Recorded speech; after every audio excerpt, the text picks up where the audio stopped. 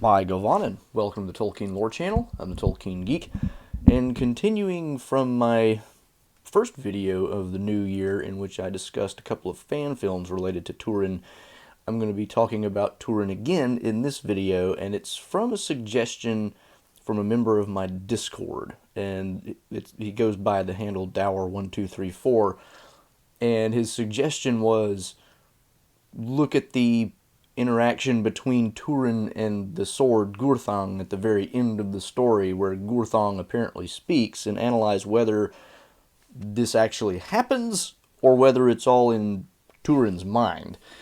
And he wanted to focus mainly on the idea that in that little speech that the sword gives, it refers to Beleg as its master, and whether this is really Turin thinking of Beleg as his master in some sense.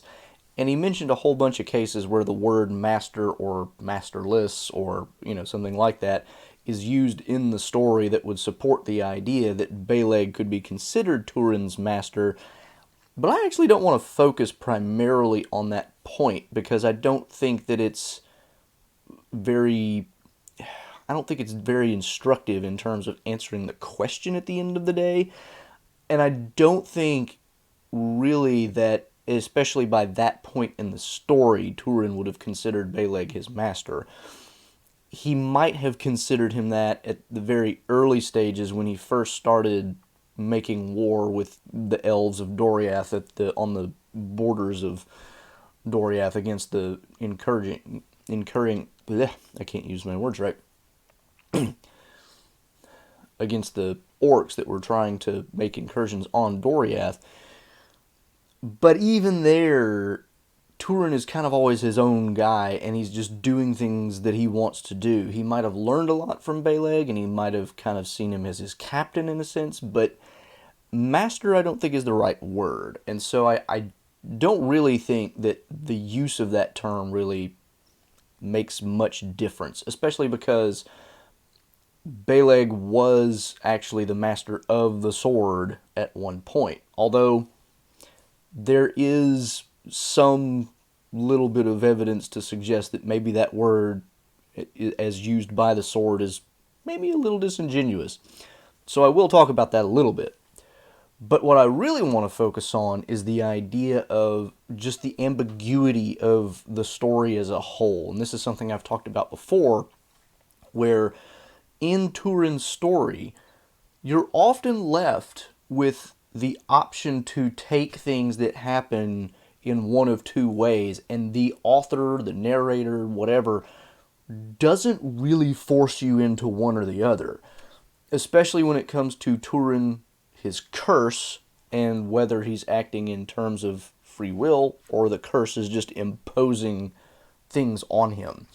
Now, I've given my opinion in a previous video, and I think that ultimately the evidence comes down a little more heavily on the side of Turin is just screwing up, and he blames the curse a lot, but the curse really just takes occasion to basically take advantage of his mess ups. And when he does something stupid, the curse comes back to bite him, and thereby manages to make things even worse. But the curse by itself doesn't make his life hard. He does plenty of that on his own. But nevertheless, the narrative does not force you into that conclusion. It's not really clear. And there's other ambiguities in the story as well, such that there's always a little bit of a tug of war between certain elements and certain other elements where it leaves you in a position of, well, is it this or is it that? And this is one of the brilliant things about the Turin story, is that you can almost always find two ways to take almost anything that happens in it.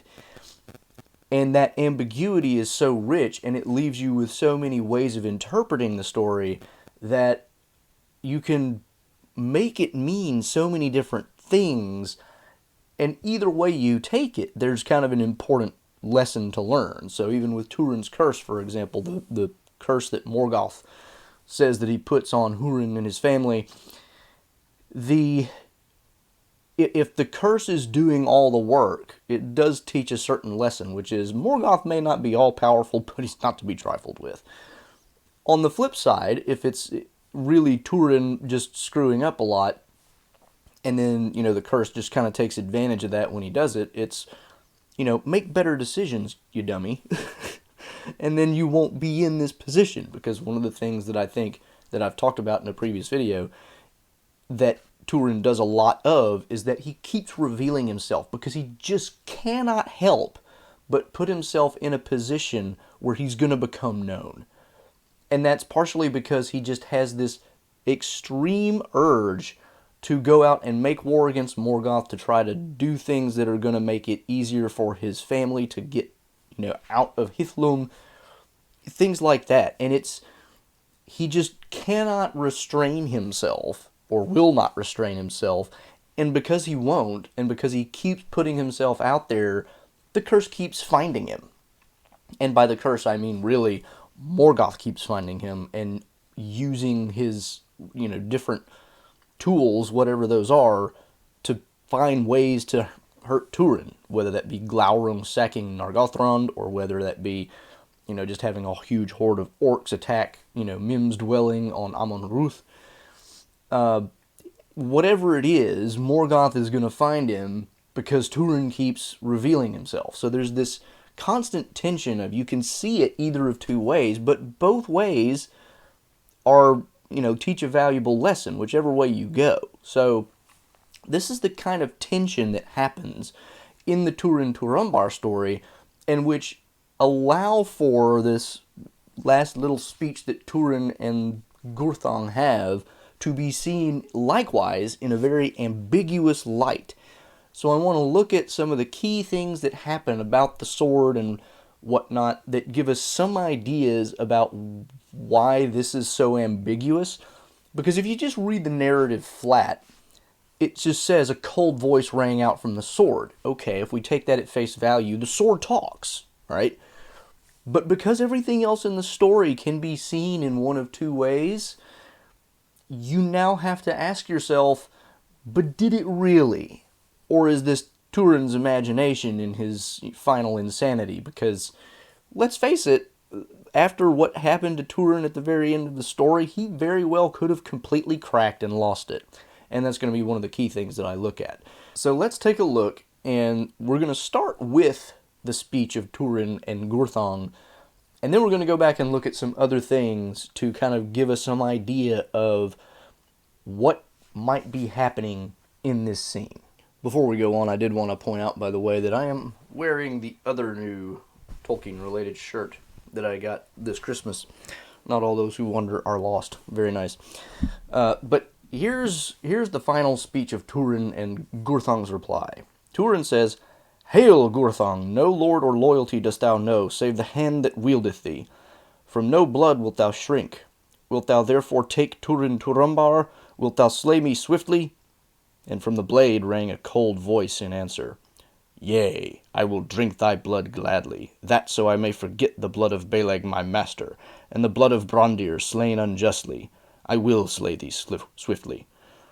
So, here we have this interaction between Turin and the sword, and the thing is, the sword has never spoken before, at least not that we get in the narrative, and so one wonders to what degree Turin himself is surprised in this moment. And he clearly has intentions of killing himself because he's asking the sword, "Will you kill me?" And as I mentioned in my previous video about the two fan films, one of the interesting things here is that Turin killing himself on Gurthang here is actually kind of a fulfillment of this idea that anything that the sword cuts, it'll kill. And, of course, Turin does get cut earlier, because when Beleg is trying to release him from the bonds that the orcs had him in after capturing him at Mim's dwelling, it cuts him. But he doesn't die there, of course. But now he's going to die by that sword. It's like, sooner or later the sword's going to get you if it ever cuts you. So, it's kind of interesting that that ends up being kind of a fulfillment, not so much of a prophecy, but kind of like a, this is just the way this thing works. It's the fate of this sword, that this is how it goes. So it's really interesting that that happens, but also, you got to wonder, like I said, how surprised is Turin himself in this moment? And if the sword had not replied, would he actually have gone through with it? Would he really have killed himself? Like if he just asked the sword, "Will you kill me?" and then he got no reply, would he have just kind of stared at it and been like, "Man, my life sucks, but I can't take it. I can't take my own life." Or would he have at least hesitated long enough for Moblung and the other elves to catch up and maybe stop him? But, in the frame of mind that he's in, the fact that the sword actually talks to him, in a state of mind like that, where you're already contemplating suicide, and then the sword says, "Yeah, you're a bad dude. You killed Beleg, and then you killed Brondir, so yeah, I'll kill you too, because you deserve it, pal." I mean, that would push you over the edge if you're already, pretty much there. So there's a strong hint here already, just on the terms of this conversation, if you want to call it that, of the sword is kind of his own conscience telling him, "You deserve to die because you're a bad dude." And so that already raises the possibility of, is this just his conscience talking back to him, or is it the sword talking back to him? Now, I want to address that whole master thing, because here, Turin does say, "No lord or loyalty dost thou know, save the hand that wieldeth thee." And so that does raise a little bit of ambiguity, perhaps, about whether you could call Beleg truly the sword's master. The sword, if it is the sword, says, "Yeah, because you shed the blood of Beleg, my master."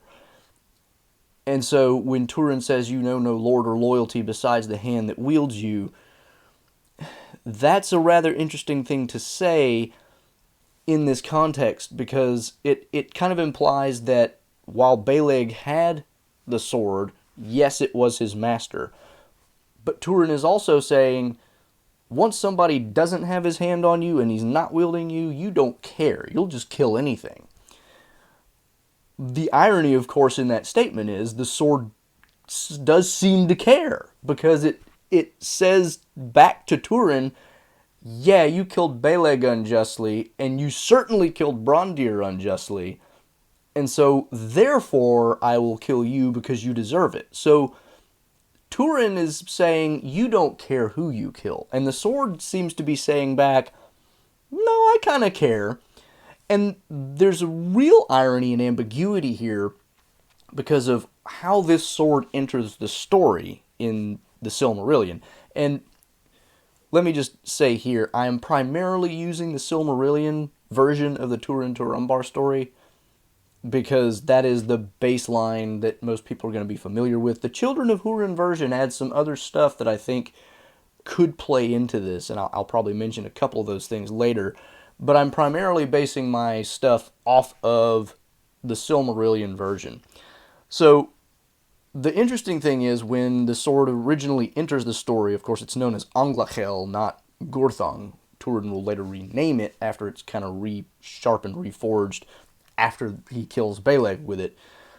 But it's given to Beleg by Thingol when Beleg wants to go and look for Turin, and he's like, "I need a sword." And Thingol says, "Take whatever you want from my armory," and he picks this one. And it was made by Eol, the Dark Elf, who is the father of Maiglin, who ends up being the traitor who brings down Gondolin much later.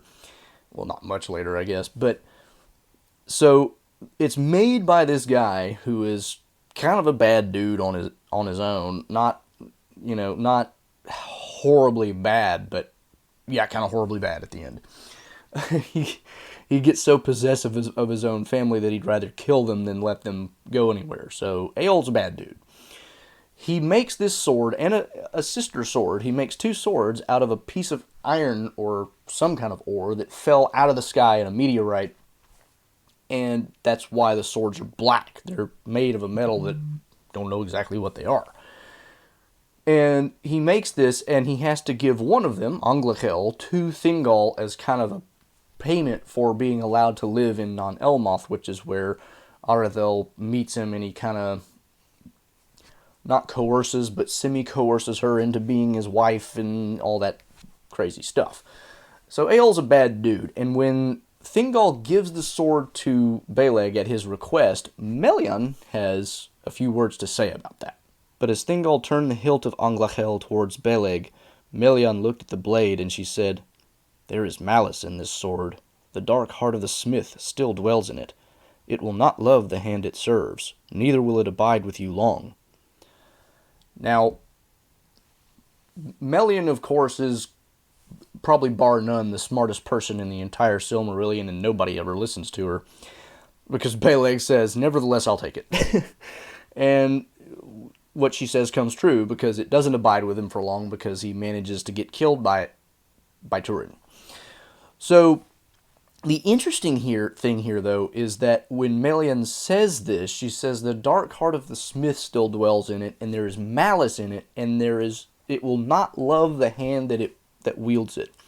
So this ties back into that whole conversation that Turin has with the sword, if we want to call it a conversation, because what he says is, "No lord or loyalty have you, save the hand that wields you." So he's saying you have loyalty to the hand that wields you. Melian says it will not love the hand that wields it. Now, love and loyalty are two different things, admittedly, but Melian's statement seems to be cutting in the exact opposite direction of what Turin says about the sword. And so when she says this, it implies that it doesn't actually have any loyalty, or it doesn't care about who wields it. The sword it's got malice in it. And these two things, the malice and the lack of love, both add to this ambiguity that we have going. Because on the one hand, the sword, when it replies to Turin, implies that it has a sense of justice, and that the reason it's willing to take Turin's life is because he did evil things in taking the lives of Beleg and Brondir. Or at least evil in the case of Brondir. The sword doesn't actually accuse him of doing anything evil with Beleg. It does say the killing of Brondir is unjust. But for Beleg, it just kind of says, because you took the blood of my master, I'll take yours too. But Brondir, it says, slain unjustly. And therefore, it seems like it has some kind of sense of A, loyalty to Beleg, and B, sense of justice when it comes to Brondir. Melian's statement seems to cut against both of those, because she says that it will not love the hand that wields it, Beleg's, and also that it has malice. So why would it care about justice? So Turin, on the one hand, is accusing it of being, not really having any loyalty except to the hand that wields it, and Melian cuts against that. But Turin also seems to accuse it of, you just don't care, you'll take anything, and the sword seems to imply that, no, I actually do kind of care, I care about justice, and you killed Brondir unjustly. Melian cuts against that. So Melian kind of contradicts both Turin and the sword in this thing. And because she also says, it won't love the hand that wields it, that kind of cuts against the idea that the sword would look at Beleg as its master. And also, the idea that Turin would say that, you have loyalty to the hand that wields you. Melian is contradicting kind of both of those things in that one statement. And of all three of them, Melian, Turin, and the sword, my inclination would be to believe Melian first, before the other two. And so if the sword has no love for the thing that wields it, why would it care that it took Beleg's life just because it was his master? It wouldn't. And so that does bring in this idea that maybe when the sword says, Beleg, my master, it really is kind of Turin talking to himself rather than the sword doing it. Because based on what Melian tells us about the sword shouldn't care, really. The sword shouldn't care about either Beleg dying, just because it was his master, because it has no love for the hand that wields it. But also, it shouldn't care about Brondir being slain unjustly, because there's malice in the sword. The malice of the sword means it's got a bad thing, bad intent, bad motive, bad whatever. And I mean, it's hard to say any of these things about a sword because swords don't have intent. They don't have, like, what does she even mean by this, right? I mean, there's this whole idea of the sword being malice, having malice, but how does that work? The sword doesn't seem to have any real agency in the story. It just is a sword, and bad things happen regarding the sword. Like I said, whoever it cuts, it will kill, ultimately, which turns out to be true because Turin dies. But it also just seems to have bad luck associated with it, but not in like a way that the sword is causing anything. It's just one of those, semi-magical items that just you shouldn't mess with because it does bad stuff, or bad stuff happens around it, one way or the other. So Melian's statement does kind of play into this whole master thing because it does create that ambiguity, because now we've got Turin saying, you're not loyal to anybody except the hand that wields you. And the sword kind of seems to go along with that, saying, Beleg my master. So it's like it cares that Beleg was its master when it killed him, and it's like, that's not really right. Even though you didn't necessarily do it out of malice or anything yourself, still shouldn't have happened, so yeah, I'll take your life. Melian undercuts both of those. She's like, it doesn't love the hand that wields it. It really just, it's bad. So this idea of the master thing, it's like the sword is lying. If we take Melian to be true, the sword is probably lying. Or, if the sword is not lying, then it's actually Turin talking to himself through the sword, or hearing his own conscience through the sword because of his madness. So that does actually play in. Now, I don't think any of the other references to the word master anywhere in the story make that big of a difference, and that's why I said I didn't really want to focus on this element so much. But there is this particular element that I think really does lead to the ambiguity. Now, the other things in the story that really give us that sense of ambiguity are Turin's personality and his entire character arc, and especially the last little bit. And here's where I am going to bring in the Children of Hurin version, because the Silmarillion cuts out a lot of the stuff that is in the Children of Hurin that really kind of helps here. Because in the Silmarillion version, we get a very short account of Moblung meeting Turin after he's already killed Brondir, telling him that Nienor had escaped and that she fled from them and went north, and they've been searching for her, and he realizes that Glaurung is correct, that he in fact did marry his own sister. Well, Brondir was correct, because he heard Glaurung. Turin didn't hear Glaurung say it, but Brondir did, and he reported it to Turin. And that, therefore, he has killed Brondir unjustly. And that's when he decides, you know what? I need to die. So that's about all we get. But in the Children of Hurin version of the story, with the more detail and all this, we get a little bit more stuff. Whenever Moblung tells him, yeah, your sister was in Doriath, and we went and looked at Nargothrond, and you weren't there, there was Glaurung, and he made her, kind of lose whatever, and then she escaped. Turin tries to play a gambit for his own psychological health, and because he's never met Nienor that he knows of. She was born after he left Hithlum. He tries one last desperate gambit to prove himself right, and that he didn't really kill Brondir for the wrong reasons. And he says something along the lines of, oh yeah, I remember she was brown as a nut and had dark hair and all this. And Moblung's like, no, she was actually fair-skinned and had golden hair, which of course is what Niniel, that's how he's known her the whole time, that's what she looks like. And that's exactly what he was hoping not to hear, because Turin now knows, oh shoot, that really was her.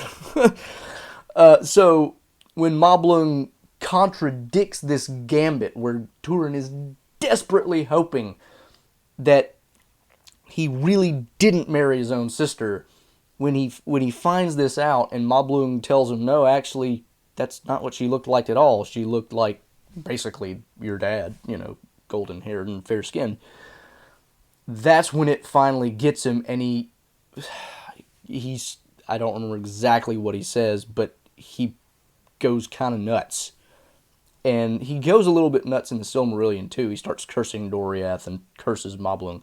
But it gets a little more involved in the Children of Húrin story, and then he just runs off, and that's when he finally has this conversation with the sword and kills himself. So his wild behavior and his desperation really enhance the idea here at the end that what happens when he realizes what he's done finally just cracks him. He's done. He's lost it completely. You don't get as much of a sense of that in the Silmarillion because he doesn't have that last desperate gambit of trying to prove that it's not Nienor that he married. And he doesn't have, quite that same level of he's really just clawing for anything he can get to save himself. It does have a lot of the same wording, like, he feels the steps of doom kind of coming for him at last, like it's just finally caught up with him and it's just over. But it doesn't have quite the same impact. So when you include that in there, it really strengthens the sense that once he tries this one last attempt to kind of climb out of the hole that he's dug for himself, or hoping that he hasn't dug for himself, and then he realizes he's at the bottom of an abyss. It's just, he cracks. That's one way you could interpret that. Another interesting thing about the Children of Húrin version is you have the character of Nellas. And I think this is not hugely important, but mildly important. Nellas is an elf maiden that he befriends in Doriath in his youth, and who ultimately is the one who saves him from conviction, if we want to call it that, of killing Cyros, because she actually witnessed the thing and saw Cyros attack him unawares, and that when Turin gets him running and he ends up running off a cliff, not runs off a cliff, but tries to jump over a chasm, it kind of Cyros' own fault. Turin wouldn't have actually forced him into that. So she is the one whose testimony ends up saving him. But the interesting thing about it is when Beleg finally catches up to Turin with the outlaws, he tells him, oh, by the way, Nellas testified, she saw what happened, she got you off, and therefore Thingol has decided that you're not really at fault and has pardoned you. Turin's like, Nellas? Who are you talking about? And Beleg's response is, how do you not know? You spent lots of time with her. And he says something along the lines of, that seems like forever ago. Bearing in mind here that Turin at this point is under 30. I mean, he couldn't have forgotten that much just because of age. Turin is a very young guy even when he dies. So there is already hints in the Children of Húrin's story that there's something not quite right about Turin's mind. Like, it's either it's just all of the crazy pressures that he is under, many of which are of his own doing, just lead him to focus very, very narrowly on a handful of things, and anything that isn't relevant to that in the moment just isn't there. Or there's something broken about him. And so you already have this hint way earlier in the story in the Children of Húrin version that he's not a completely stable individual. You already know that he's not a very wise and prudent individual because of the things that he does. But this is a hint that there is something not normal. At the very least, not normal, and probably a little bit cracked, to use the term that the hobbits like to use of Bilbo. So this idea that he goes insane at the end and he's actually talking to himself rather than the sword replying to him, is completely believable under the circumstances, because we have this hint very early on in the Children of Hurin version that something's not right with him already. And then he goes through all these different traumatic experiences and then finally gets this thing where he kills Brondir because he thinks Brondir is accusing him unjustly of having wed his own sister and all this stuff. Although you kind of get the suspicion, or at least I do, that even as Brondir is saying it, even though he doesn't want to believe it and he's accusing Brondir of lying, I get the impression that Turin kind of already knows that Brondir is telling the truth, although he just does not want to believe it, and that's why he just kills him to silence him. And then Moblung comes along, confirms what Brondir has been saying, and Turin just cannot handle it anymore. He thought he had finally settled down, gotten to a point where he had escaped his doom, and then realizes, not only have I brought the dragon here because we, had so much warring going on with the orcs here that, I partially helped with, although he had actually set aside the sword and the dragon helm and all that stuff. His sheer valor, kind of helped that. But not only did he kind of bring the dragon on them as he brought it onto Nargothrond, after everything is said and done, he not only did that, he managed to marry his own sister and then kill a perfectly innocent, lame person. And this is another interesting thing about the story, because it harkens back to the very beginning, where one of his friends in his youth was a lame guy who had chopped his own foot in an accident. So at the very beginning, one of his best friends is a guy who's lame, and then at the very end, a guy that he kills is lame, and he kills him out of basically pure spite because he doesn't want to believe what he's saying. So you can just imagine the psychological trauma that could inflict on a guy, assuming he remembered Sador in the first place. But anyway, the point being, he kills a man who he now knows was innocent and who was telling him the truth about him wedding his own sister. And just, put yourself in those shoes. It would be very easy to just go insane and lose it completely at that point. And under those circumstances, it's easy to see why he would commit suicide. It's just like, my life has been nothing but screw-ups, and I have done the worst screw-ups just recently. If I keep going, it's only going to get worse. I might as well end it. But also, a lot of people have pointed out, Tolkien, being a Catholic, would have been very against the idea of suicide. Now, I don't think that that's proof in and of itself that Turin's suicide is not really an act of his own free will. I don't think Tolkien, just because he was Catholic, shies away from the idea of his heroes, and we can call Turin a hero. He's called an elf friend by Elrond, because he does a lot of heroic things, right? But just because Tolkien is Catholic doesn't mean he's going to make every single one of his protagonists behave according to, Catholic morality. That, I don't think that follows. But you could make the argument that because of his Catholicism and because of things that have developed in the last 100 years or so about, clinical depression and how that leads to suicide, and how the Catholic Church has kind of modified its original stance, which used to just be, if you commit suicide, you're going to hell. There's no getting around it. You've committed murder on yourself, and you couldn't have repented of it before you died, therefore you have mortal sin on your soul, and you're gone. In more recent times, because of medical, advancements and whatnot, they have kind of modified that to say that, if you kill yourself because you're basically clinically depressed and it led you to do it not of your own free will, that doesn't count. So you could make the argument that Tolkien has kind of left himself an out here to say that the reason Turin can still be called an elf friend and considered a hero of the First Age is because his suicide was not really due to his own choice. It's because he went loony and, heard a talking sword. And, I mean, you could imagine that being kind of the case. Now, at the end of the day, do I think Turin actually went insane? I really don't know, to be honest.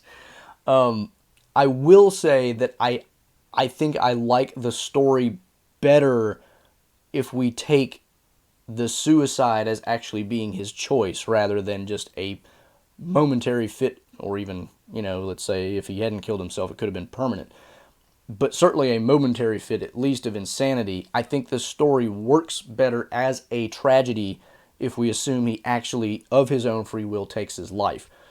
That doesn't mean that I think the story is better if we assume the sword is merely a figment of his imagination, or that it's better if it's not a figment of his imagination. Those are two slightly different things. But I guess what I'm trying to say is, in terms of my preferences, in terms of storytelling, I think his suicide is more impactful if it actually is him choosing to take his own life because he's kind of reached this point of like, it's only getting worse, I might as well just end it now. Rather than, oh, I've gone crazy and I'm hearing things, therefore I'm just going to kill myself. I don't think the story has as much impact that way, so my bias, if you will, leads me in that direction. I prefer the story in that sense. The sword talking itself, I don't necessarily have a preference one way or the other. They're both very intriguing possibilities in their own right. For one thing, you've got a sword that talks. That's interesting. And it's one of those weird little things that Tolkien pops into his stories every once in a while where there's just no explanation, a weird thing happens, and we're just supposed to accept it and move on. Even though the sword's never talked before, there's no other examples of talking swords again. It's a one-time deal. But that happens in Tolkien, so it's not surprising that it would happen in this particular case. I mean, there's lots of things in Tolkien where it's just like, weird thing happens with no explanation, and then we just move on. So that's fine. The other possibility that Turin's own conscience is talking to him, and he just interprets it as the sword talking, is equally intriguing, because it goes to the nature of the story itself. Turin's story, unlike any other of Tolkien's stories set in Middle-earth, is very much a psychological tragic drama. It's mostly about Turin's state of mind and how he manages to screw things up by his own choices. Or, if you want to believe, the curse, right? Nevertheless, it is largely about his own psyche. And so, if we want to say at the very end of all this that it's his psyche talking to itself, at the very end here, because he's gone just enough nuts that he can hear his own voice kind of coming back at him through the sword, who he might not have been expecting to talk to him at all, but was just kind of like, we all do it, I think, for the most part at some point, though many of us probably wouldn't want to admit to it. You'll talk to inanimate objects as if they could hear you, like, when you're frustrated trying to get two things to fit together, you might say, go together, dang it, these kinds of things. People talk to inanimate objects in ways that don't make any sense if they're inanimate. So he could have been doing that, not expecting any kind of reply, but because of his own madness that he had sunk into as a result of Moblung's news, he hears his own conscience talking back to him and interprets it as the sword talking back to him, because that's the thing that he just addressed. Now, it's interesting that it's a cold voice that replies. Why would that necessarily be? It's because maybe that's just the way his mind can handle it. If he heard his own voice talking back to him, it wouldn't really make sense to him, and it would just be, it just wouldn't work. Whatever you want to say, but the point is, because of the nature of the story and how it focuses so much on Turin, his thinking and his decisions and his screw-ups, it also is a perfectly good ending to the story to have the sword talking be just him going crazy. So either of those I am perfectly happy to accept. And as a result, because of all the ambiguities, I don't know that we can really say one way or the other that there is a solid answer to the question, did the sword actually talk or was it just Turin? It's an open question in my mind, and I think, again, this goes back to what I said really early on. The story is beautiful in its ambiguities. It gives you so many opportunities to take one of two paths. How do I interpret this passage? It can be this or it can be that, and there's no hard way to prove one over the other. And at the end of the day, I think this is another one of those, and I think that that's a brilliant thing on Tolkien's part. And it's, like I said earlier, it's one of those things that if you just read the narrative and take it at face value, it's obviously one thing. But if you pay attention to the story, and you look at the details, and you understand all the other weird ambiguities in the story that are, give you options one way or the other, that it never really settles one side or the other, the author or the narrator, whatever you want to call it. This is another one of those things that you can fit into that ambiguity. And you know what? It works. For me, it works because, like I said, in either case, the story is still interesting. Very interesting and intriguing. And either route you take, it's like, okay then, that was something. So that's my thoughts on this topic of, did Gurthang really talk back to Turin, or was he just going nuts? At the end of the day, I think it's truly ambiguous, and you can go either route. And I don't have a strong preference for either one.